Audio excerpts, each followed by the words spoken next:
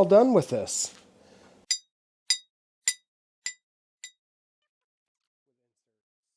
Not only will my daughter have something that she can, store her photo panels in, but something's pretty cool too. But it's almost like it's a piece of furniture. It's big enough to be a piece of furniture. You can put a lamp on this thing.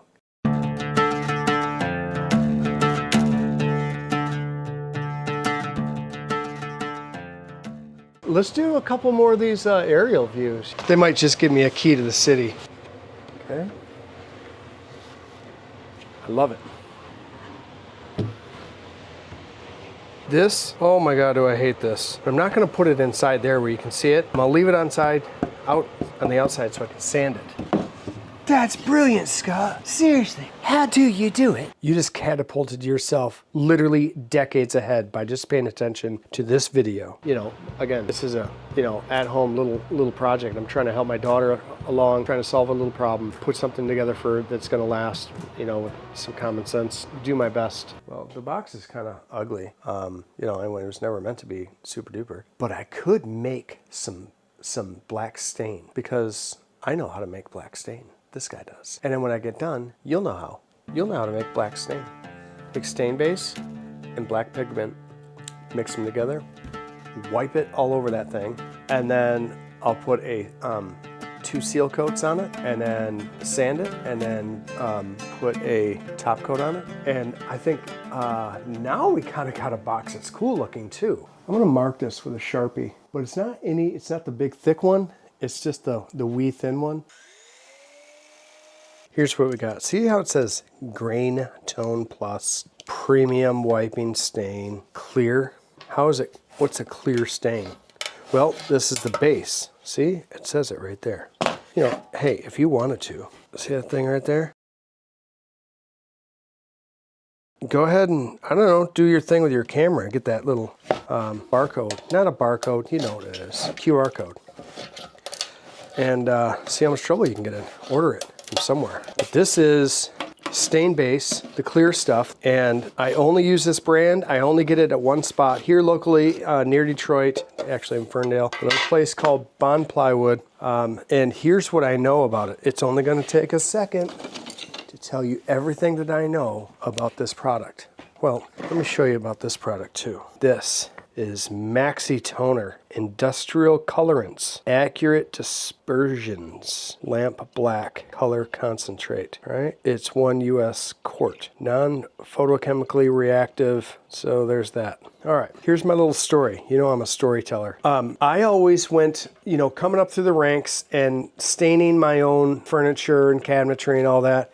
I always just went to Home Depot, grabbed their colors. And when I would try to, match a color that, like a customer's preference, I would just take those colors and mix them up. You have any idea how expensive that is and how long that takes? You'd be like, at the end of the day, I feel like Chemical Ali. I'm just like mixing. And then I would just get close. It didn't look good. It didn't look good at all. So after about, 25 years of being around my mentor and watching this guy just, he'd just have a bucket of stain. And it never occurred to me to ask him, where'd you get that stain? How do you come about? And the colors were just perfect. And he would just have a control sample and he just, screw around. And every once in a while I'd see one of these cans and he would be like, yeah, so I just need a little bit more of that and then we're good. And I'm like, I never asked him. Finally, I pinned him down. I put him in a chokehold. I said, listen, Bruce, help me understand that part of this because what I'm doing has never made sense to me, and what you do looks like you know what you're doing. So help me look more like I know what I'm doing, please.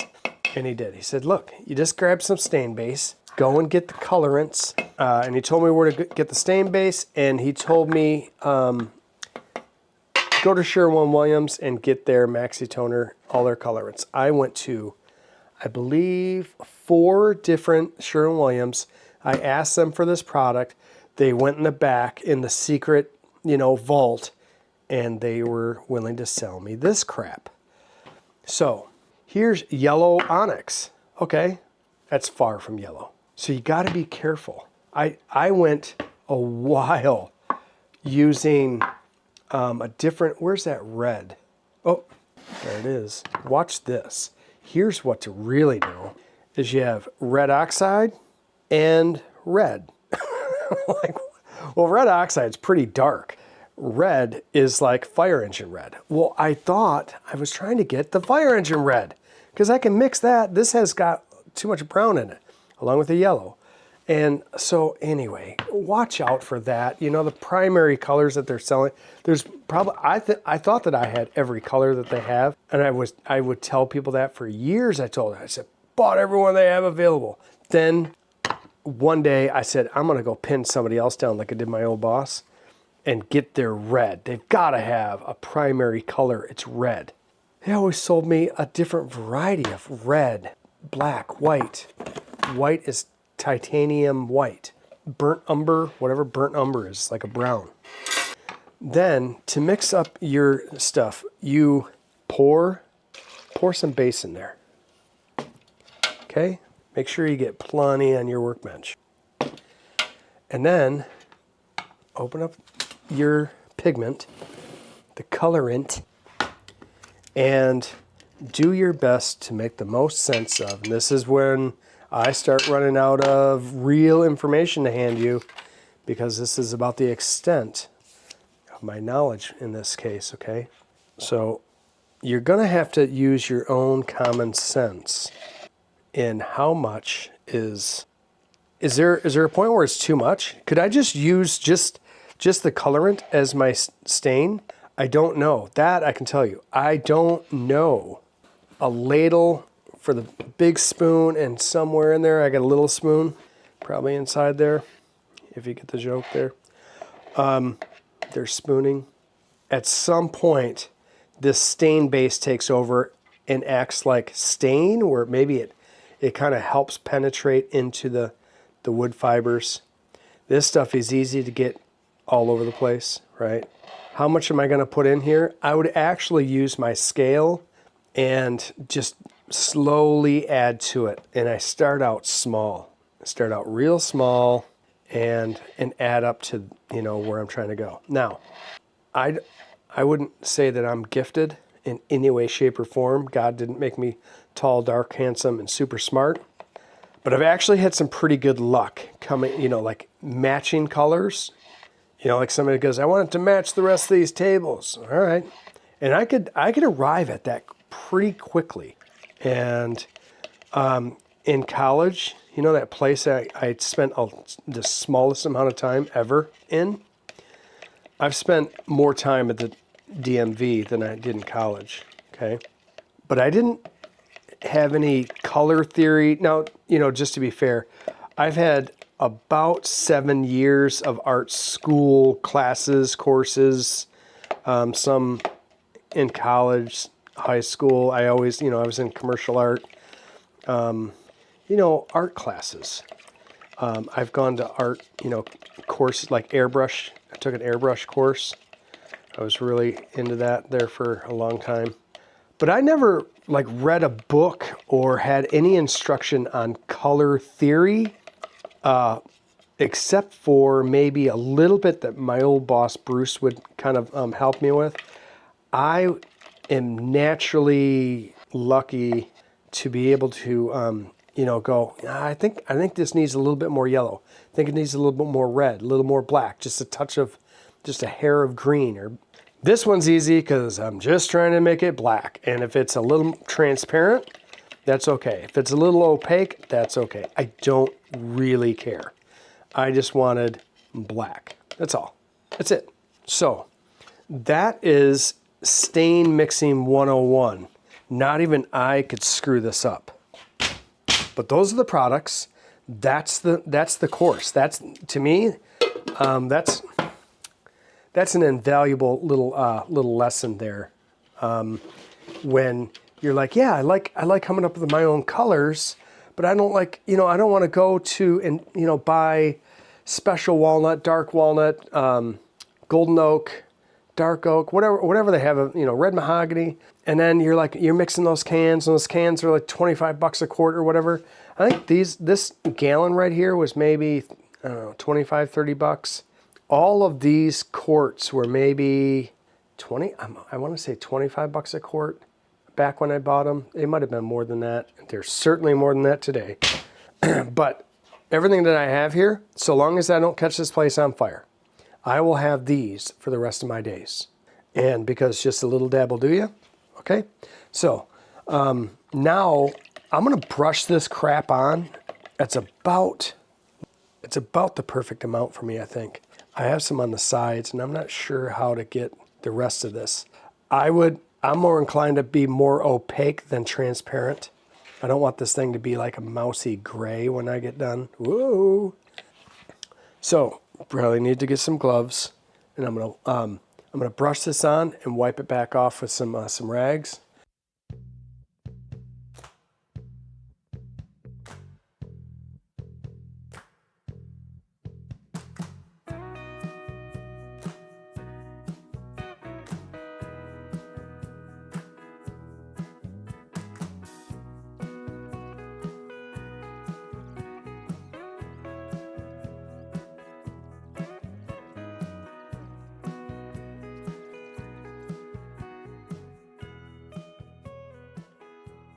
I wanted to kind of go over a couple of takeaways here.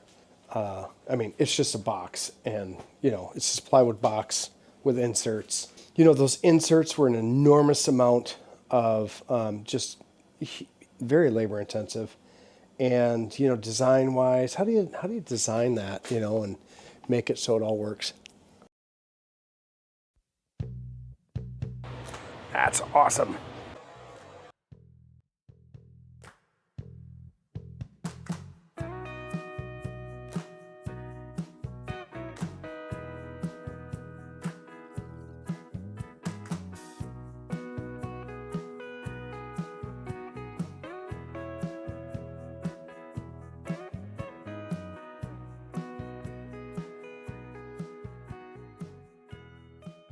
Anyway, that was a big part of this build. But cool thing is, if you wanted to build just a box, a shipping crate or whatever, and you wanted to, conceal the plywood edges, and or protect the corners, this isn't a bad way to go. It's kind of cool, and it looks cool. You could just buy some really dark stain if you didn't have a way to make it like we did. And, or, they have dye out there. If you went to the woodworker store, I think it's called like aniline dye. Maybe you mix it with alcohol that, you get from Home Depot or a finished supply source. You could dye this red or blue. Look at that cabinet right there, my TV cabinet. But this, you could dye it purple, green, blue, orange. It could be a pretty cool looking box. Obviously, this is just a one-off thing just to help my daughter protect her photographs and store them, ship them, transport them, whatever. I wasn't trying to put too much time into this, which of course I did. Let's rip this thing apart. Let's give it the good old honest punch list. I don't like how short these are. It would have been cooler if that transition line was further down, okay? I don't like the fact that there's not a hinge, it's just a lid, but at the same time, to keep the weight down, this needed to be 1/2 inch, not 3/4. I don't need this thing to weigh 200 pounds and then load it up with stuff. The hinge part's a little bit tough to do on the fly, so it just being a lid is fine, but I'm not crazy about that line being there. I wish that was down a little bit. Now, these screws, some of them are flush, some of them aren't. When I countersunk these, the countersink would get kind of bound up with, like sawdust, but aluminum dust. And then it would be kind of dull, and I'm like, oh my God. So some of these are like a little bit proud. If this were for a customer, or if I wanted to, spend the time, I'd take these out and push these in. Whichever ones are like a little more proud than what I'd like. The next thing is I ran out of material, so this had to be a 1-inch bottom. So my screws were a little bit higher here. You can definitely see I could fill those, make them cosmetically disappear. Of course, that's not going to happen. I did go over and kind of soften these corners up so you didn't have sharp edges. I did that at the bottom, wherever it made sense. I do want to get some neoprene feet under here, because if you were to slide this across a hardwood floor, you definitely scratch the finish. Oh, the other thing is, I just didn't want to see a black line, so I just I kind of grouted these all in. I just took that same adhesive since it was white and I just kind of fingered it in there. And I made really good sure I didn't get it in that screw because that'd be a pain in the butt. That's the other thing. See how short these pieces are? If they were longer, they wouldn't have a tendency to be so a little bit cattywampus. So that's why I'm really not crazy about those. These all turned out pretty nice and tight and clean, right? So I think I'd use this this plywood again. I never did like this line here. If you wanted to take this to the next level and make it like a woodworking, you know, like, wow, dude, if you had those panels, yeah, veneered in like a quilted macrame or something, ooh, that would be pretty badass. And, you know, I've thought about doing stuff like that, and I have done stuff like that, you know. But just to, you know, make this deal, you know, quick and easy and look cool, having these aluminum angles, not bad. It was a little bit tricky putting these screws in, spacing them out the way that I wanted them. The magic number seemed to be 4. It was like 4, 4, 4, 4. I like the idea that I took the time to make kind of like a little measuring jig and space these out so that they're the same as, you know, top and bottom. I believe that is all the takeaways. We don't even need to go on the inside of this thing. But at the end of the day, this is a pretty cool project. Take away, you know, the labor-intensive engineering, you know, debacle of, you know, the inside of this thing. This is a cool box. The inside of it, the construction of that sucked. Everything else was actually kind of fun. Even cutting the aluminum, though we had some, you know, nerve-wracking moments. If you just go slow and steady, that's the key. And you can cut aluminum, and all you need is a block to hit yourself in the head with. No, all you need is a good blade and a chop box. Pretty easy. These are 5/8 hinge screws. I call them zippy screws. That's what I use for my hinges. I'm gonna call this my outro. I think that's a wrap. Have a good day. Stay safe. Stay busy.